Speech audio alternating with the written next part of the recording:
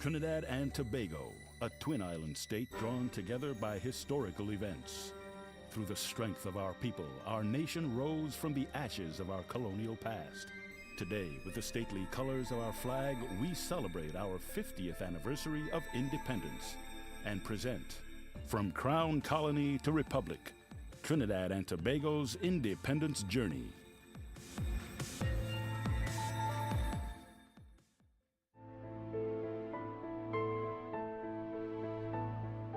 Trinidad and Tobago, a twin island republic, nestled in the southernmost part of the Caribbean Sea. Two separate islands, one country, joined by a political bond in 1889. And to this day, the complex relationship between these Caribbean gems continues to be redefined. After 123 years, the intensity of debate surrounding Tobago's autonomy within the unified state has not waned. To understand the current political scenario, we must take a look at the history of our lands. Separated by merely 22 miles of water, the stories of these two islands are worlds apart. Tobago has had a long parliamentary history, with its own bicameral legislature since 1768, comprising a Legislative Council and a Legislative Assembly. The Legislative Council, or upper chamber, comprised 9 members who were all appointed by the governor, while a Legislative Assembly, or lower house, had 13 elective members. This system predated Trinidad's one-chambered or unicameral structure, which was established in 1831. The ethnic composition of the islands also differs, with Tobago being predominantly African as opposed to Trinidad's highly cosmopolitan population. Religious and cultural traditions between our islands have also evolved differently. The economies of both islands have developed along divergent paths, Tobago's sugar industry having ceased to be profitable since the 19th century. In fact, economic forces were responsible to a large extent in bringing the islands together, as the colonial powers viewed unification as a cost-cutting measure. Tobago, as a colony, was the really gem of the Caribbean. There were lots of battles for beautiful Tobago. She had everything you wanted to be a well-deserved colony. And so these several wars were fought. And when eventually we were recognized to be part of the British Empire in 1814, things got underway, and quickly Tobago became the greatest sugar producer by the 1840s or mid-19th century. Britain was on its way as the world's first industrial nation. Britain is no longer interested in these islands that produce the raw material. Britain wants the world at its market. There's where things start looking disadvantageous for Tobago. In the 1840s, you had the Equalization Sugar Duties Act, which cut the price of our sugar to about half, 50%.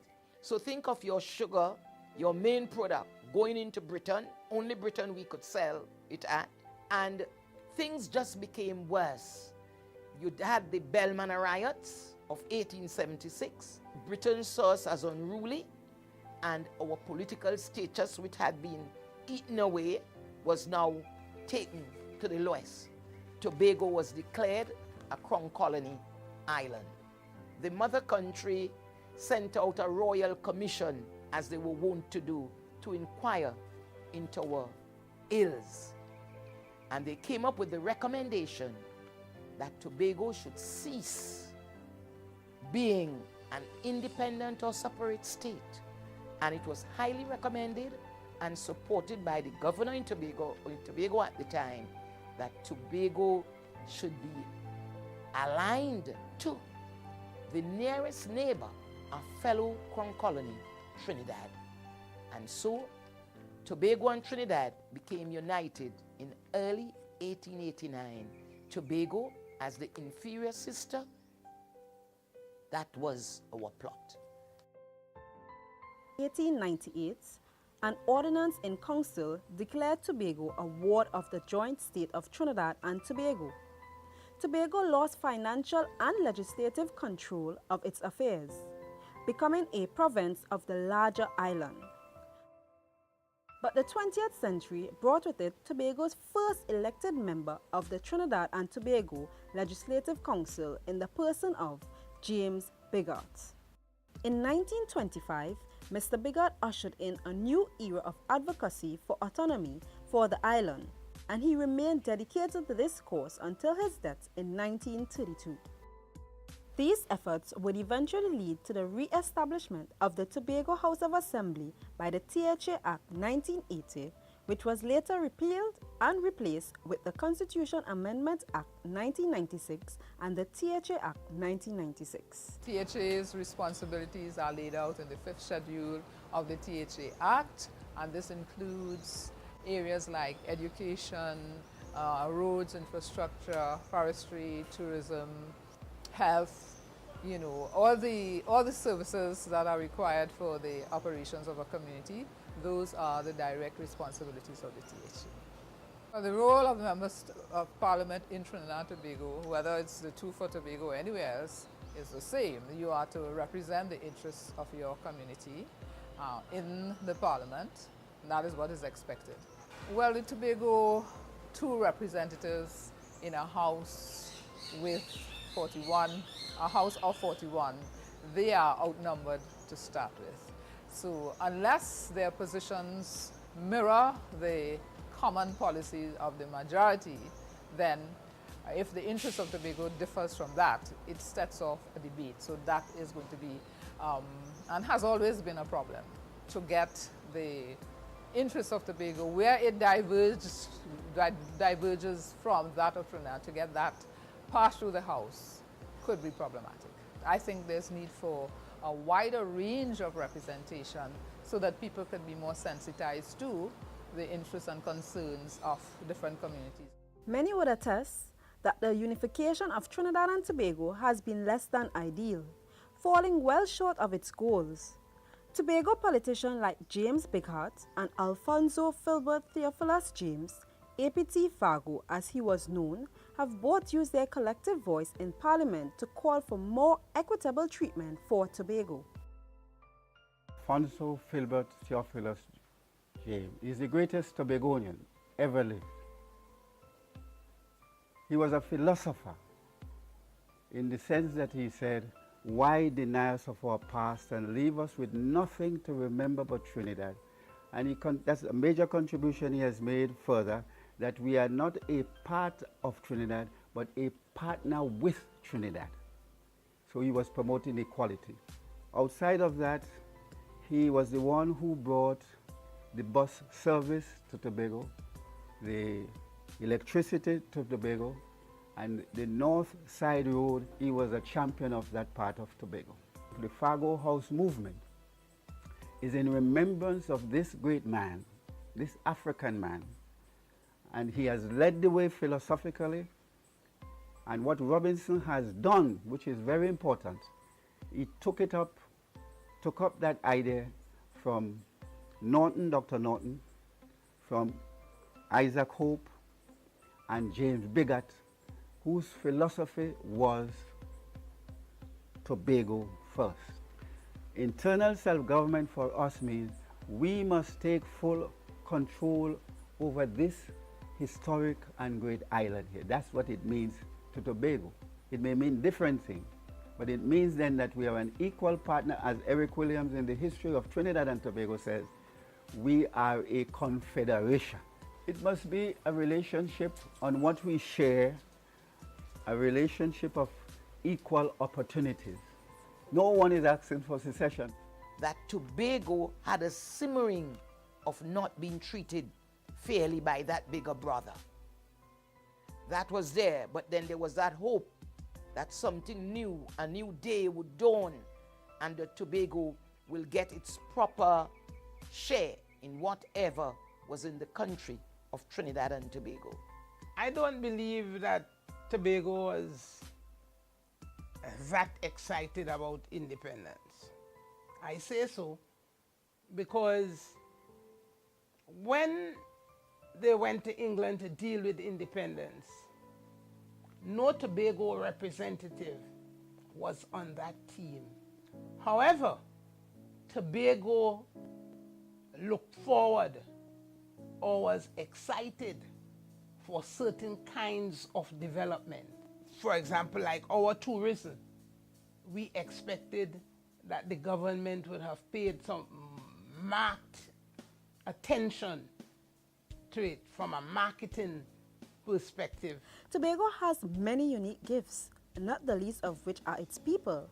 Tobagonians such as former President and Prime Minister Arthur Napoleon Raymond Robinson, Pamela Noreen Nicholson, the first female elected member of Parliament from Tobago, and current leader of opposition, Dr. Keith Rowley, have all made significant contributions to national development.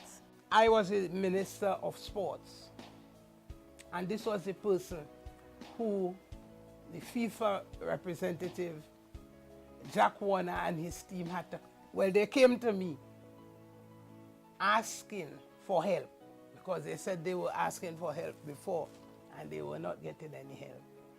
And when they came to me, I said, I think this is a brilliant program. Brilliant from the perspective that I saw it as a sports tourism. And well, they asked me, well, if I will take it to the cabinet and so on. I said, immediately I will do that. And when I went to cabinet bought into it, said, well, you know, we have to have 4 stadia. And I stressed to them that out of the 4, 1 must be in Tobago. And that is how we have the Dwight York Stadium. So far, we've heard the views of politicians and political analysts. But what does the average citizen have to say about the subject and where Tobago's political future may be headed? Tobago, on the other hand, we're dependent on Trinidad. We don't take care of ourselves the way that we should. And Trinidad does not give us that kind of authority, that kind of autonomy, that kind of power that would make us kind of self-sufficient, not dependent. We have unity. They're just playing the fool. We have unity. We are unity between Trinidad and Tobago. We need people to come together, youth groups especially, members of the churches, all the different NGOs, and go into the, have meetings with the politicians, go into their offices, clamor, and seek change, right? Don't just wait until things happen and then react. Seek change even before, right? And then we should see a positive change in Tobago. Independence, for me, is being free, seeing about your own. I don't really think that we're really independent because there's too much problems still in the country and too much people still suffering. We still need a lot more betterment for the country.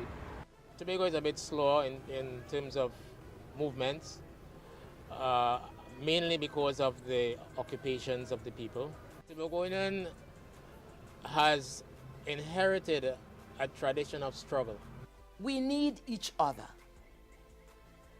But in the needing of each other, we sincerely hope that the bigger brother would give some more recognition to the smaller sister. You come to share with us. You come to build with us. This is what it will mean. Peace, comfort, international trade. We have to start by providing the basis for us to understand each other. Whatever the future holds for our blessed nation, there is one point on which we all agree. The people, and only the people, have the power to determine where we go from here.